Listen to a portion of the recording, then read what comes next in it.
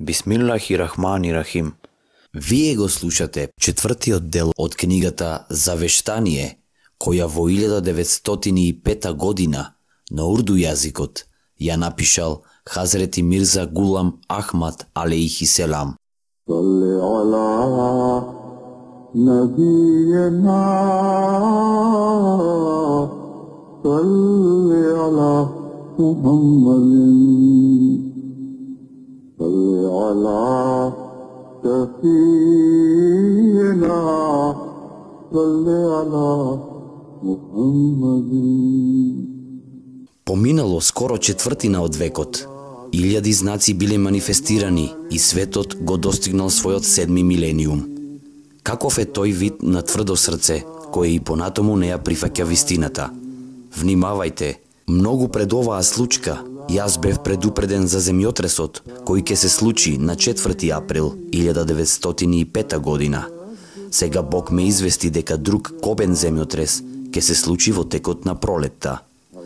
Тој ќе се појави во текот на пролетта, но не знам дали тоа ќе биде во почетокот на сезоната, кога се првите цветови на дрвјата, среди сезоната или на крајот.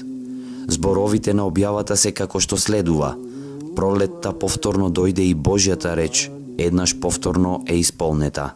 Како што првиот земјотрес се случи во текот на пролетната сезона, така Бог ме извести дека вториот исто така ќе се случи во истата сезона. Како што некои дрвја почнуваат да цветаат на крајот на јануари, опасен период е од јануари до крајот на мај. Салли ала набиена, салли ала Мухаммадин. Јас не знам дали ова време се однесува на пролетта која доаѓа, или времето за исполнување на оваа предскажување се однесува на пролетта во наредната година. Во секој случај, Божите зборови сугерираат дека тоа ќе се случи во текот на пролетната сезона, било оваа или некоја идна. Бог ми рече дека тој ќе дојде, како оној кој неочекувано доаѓа во длабочината на ноќта. И Бог рекол, тоест, земјотресот ќе биде таков што ќе го предскаже вкусот на кијаметскиот ден. И тогаш рекол, тоест, ние ќе покажеме знаци за тебе и ние ќе ги срушиме овие градби кои биле изградени. Потоа рекол, земјотресот дошол и дошол со голема сила. Светот бил превртен наопаку. Со други зборови, силен земјотрес ќе дојде и тој некои делови од земјата ќе ги преврти наопаку. Ова е слично со она што се случило во времето на Лута. Тогаш рекол, јас скришум ќе дојдам со својата војска. Никој не го знае тој ден. Како во времето на Лута, кога никој не знаел за земјотресот, дека целиот град не бил превртен наопаку. Сите јаделе, пиеле и се забавувале, кога тлото под нив одеднаш било превртено. Бог вели дека ќе се случи истото, бидејќи гревот ги преминал сите граници и човековата љубов за овој свет е прекумерна и на патиштата Господови се гледа со презир. Тогаш рекол, крај на животот, обраќајќи ми се рече, твојот Господар прогласува дека нешто ќе се симне од небесата и дека ти ќе бидеш среќен поради тоа. Ова ќе биде милост од нас. Оваа работа била запишана и од почетокот тоа било одредено да се случи.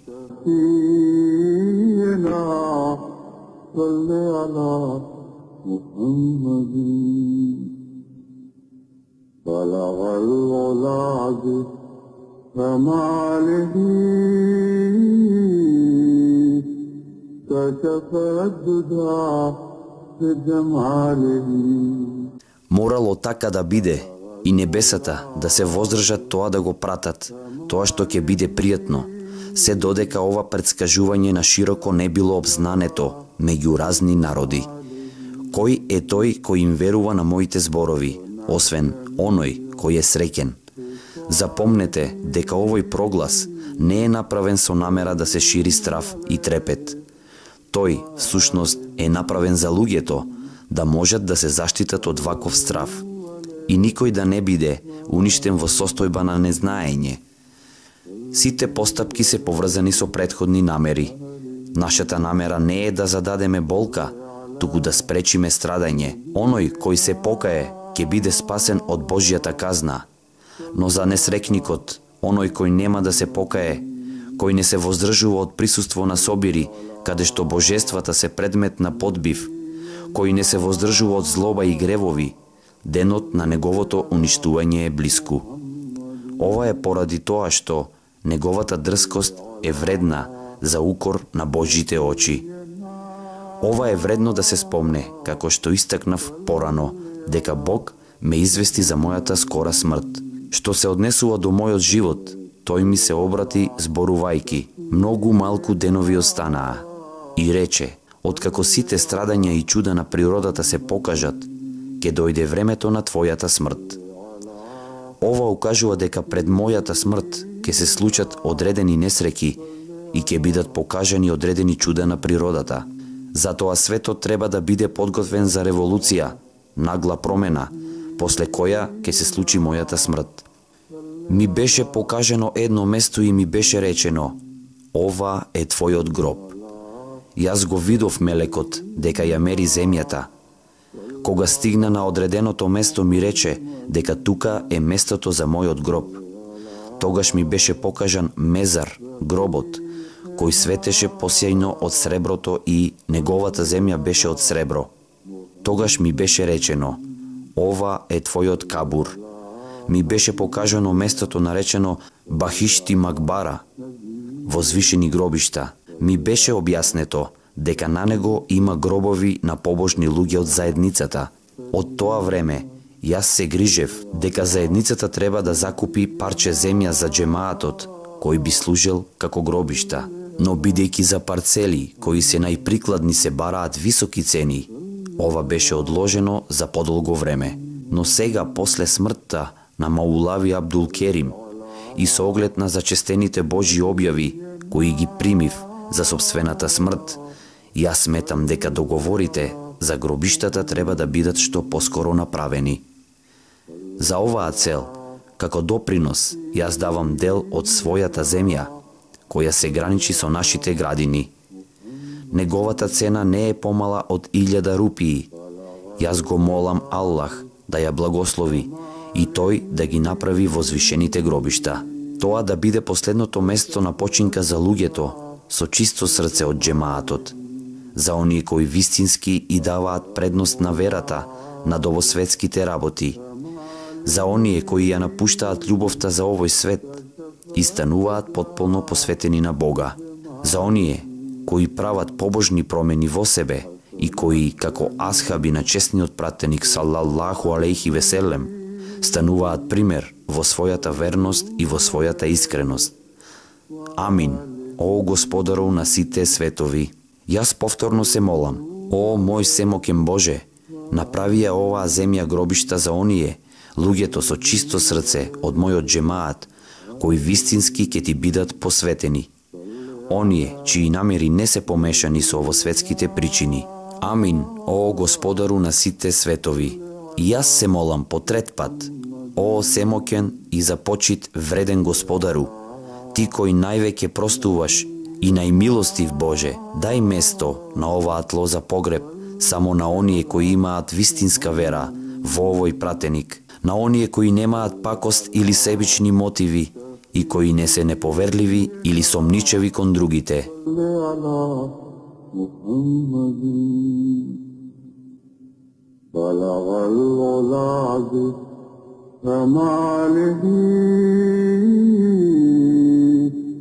كشف الدجى بجماله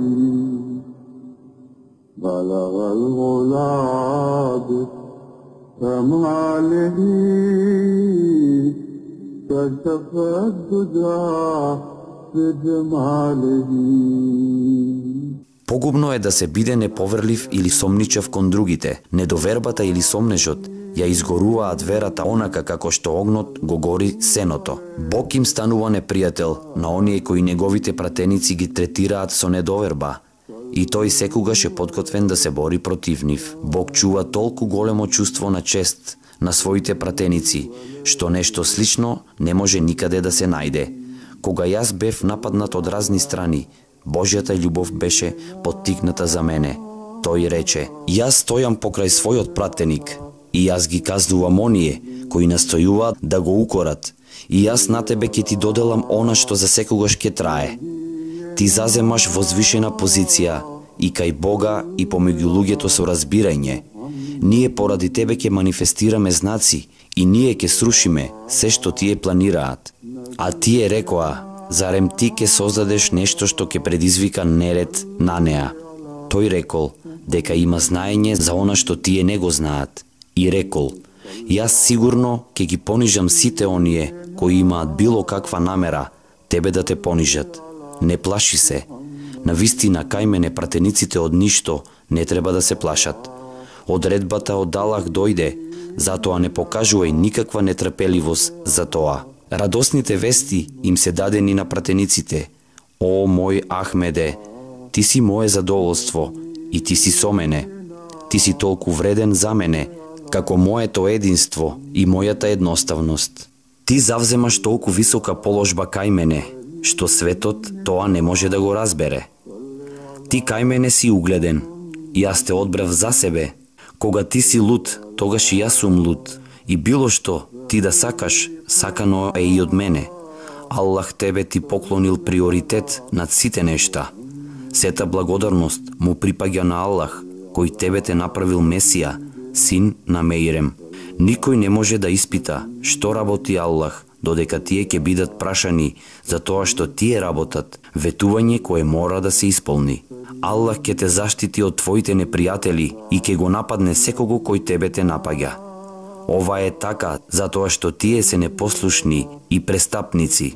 Зарем Аллах не е доволен за својот слуга?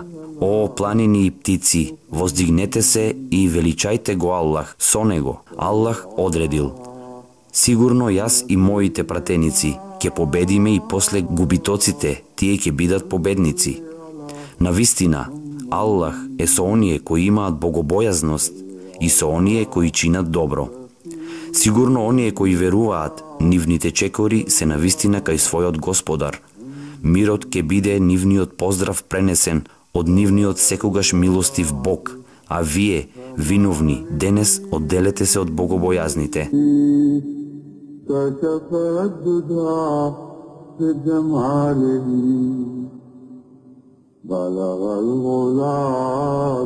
На оние кои ги исполнуваат барањата на верата и послушноста, на оние кои во своите планови и намери себе се жртвуваат на твојот пат, на оние кои ти си задоволен и за кои ти знаеш дека се потполно изгубени во својата љубов кон тебе, оние кои со верност, полна почит и отворена вера одржуваат љубов и потполна посветеност кон твојот пратеник.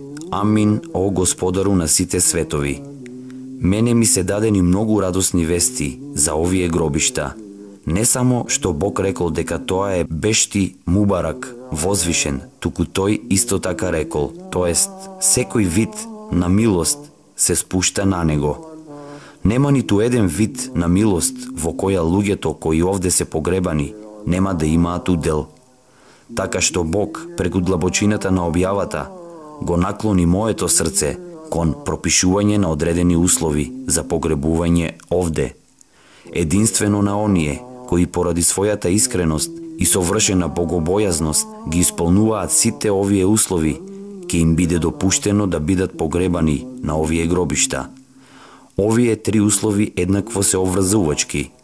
Јас ова парче земја го поклонив како придонест од мене, за да се надополни овој проект, ќе биде купено повеќе земја, која ќе чини приближно 1000 рупии. Ќе бидат засадени дрвја за таа да се направи попријатна и ќе биде ископан бунар. На северната страна од гробиштата се наоѓа мочуриште со неисчистена вода. Затоа треба да биде конструиран мост за да се овозможи пристап кон гробиштата. За да се подмират сите овие трошоци, потребно е да се додадат 2000 рупии, така што се потребни вкупно 3000 рупии за довршување на овој проект.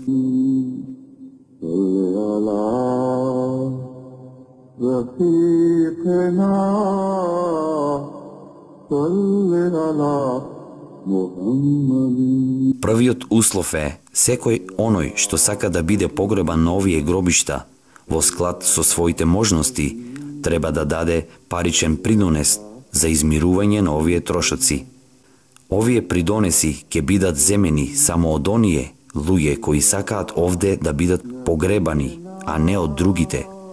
За сега овие придонеси ќе бидат давани на нашиот почитуван брат Хазрети Маулви Нурудин. Меѓутоа, ако Бог даде, овој план ќе продолжи, дури откако сите ние умреме. Во тој случај ќе биде потребен ангјуман, извршно тело. Собраните пари по волја на ангјуматот ќе бидат потрошени за рекламирање на исламската порака и за пропагирање на Божјото единство. Вториот услов е само оние членови на джемаатот кои оставаат тестамент ќе бидат овде погребани, договарајќи дека 1/10 од нивниот имот ќе биде оставена на Ахмадија движењето. Движењето тој имот ќе го користи за ширење на пораката на исламот и за пропагирање на учењето на честниот Куран. Оние, искрените и со совршена вера, ќе имаат можност да даваат повеќе ако тоа го сакаат, но не помалку од 1/10. Со фондовите ќе управија ангјуматот. Ангјуматот ќе биде составен од искрени и учени луѓе. Тие преку меѓусебно советување и во согласност со насоките споменати овде, ќе ги користат фондовите за унапредување на исламот, за ширење на куранското знаење, за рекламирање на други верски книги и за верските учители. Бог ветил дека ќе направи оваа заедница да напредува. Затоа може да се очекува дека ќе следуваат многу фондови за пропагирање на исламот. Сите прашања во врска со пропагирањето на исламот би било прерано овде да се оди до детали, ќе бидат плаќани од овие фондови. И кога членовите на групата одговорни за исполнување на овие должности умрат, нивните наследници ќе бидат обврзани да ги продолжат истите задачи според упатствата на Ахмадија движењето. Понатаму, од овие средства корист можат да имаат сираците, сиромашните и новите членови на движењето, кои немаат доволно средства за живот. Дозволено е овие фондови да бидат зголемувани преку трговија и промет. Дозволено е овие фондови да бидат зголемувани преку трговија и промет.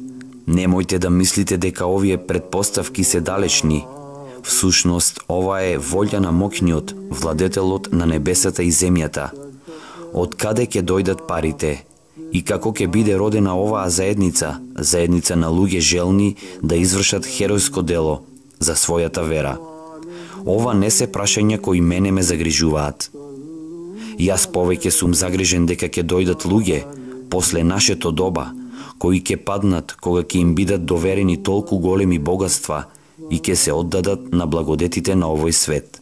Затоа јас го молам Бога, Ахмадија движењето секогаш да биде благословено со такви поверници кои напорно ќе работат за својот Господар. За оние кои немаат собствени средства за живот, допуштено е да им бидат дадени пари од овие фондови и да им се помогне во собствените трошоци. Трет услов. Личноста која тежи да биде погребана на овие гробишта треба да биде богобојазна. Треба да се воздржува од сите недозволени работи. Не смее да се оддава на ширку, препишување на партнер на Бог или на бит-ету, следење на било какви новотарии, и треба да биде искрен и честит муслиман. За богобојазна личност која нема собствен имот и не е во состојба финансиски да се жртвува, ако се покаже дека неговиот живот бил посветен на патот на неговата вера и дека бил богобојазен, тогаш може да биде погребан на овие гробишта.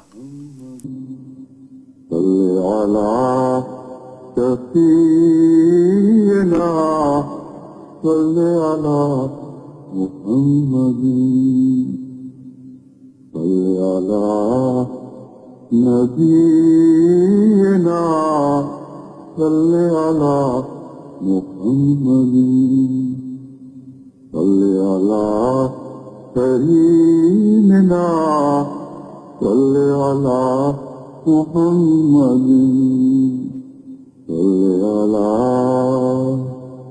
رفيقنا صل على محمد صل على حبيبنا صل على نبينا صل على رفيقنا صل على كريمنا صل على نبينا صل على محمد صل على محمد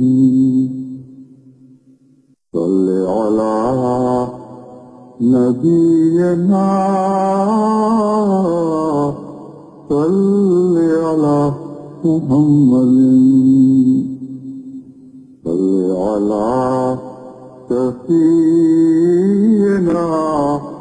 صل على محمد بلغ العلا بكماله كشف الدجى بجماله بلغ العلا بكماله كشف الدجى بجماله حسنت جميع خصاله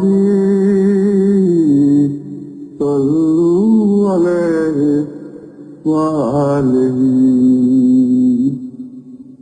صلوا عليه وآله صلوا عليه وآله صل على نبينا صل على محمد. Денес го завршивме четвртиот дел од книгата Завештание. Еселаму алейкум.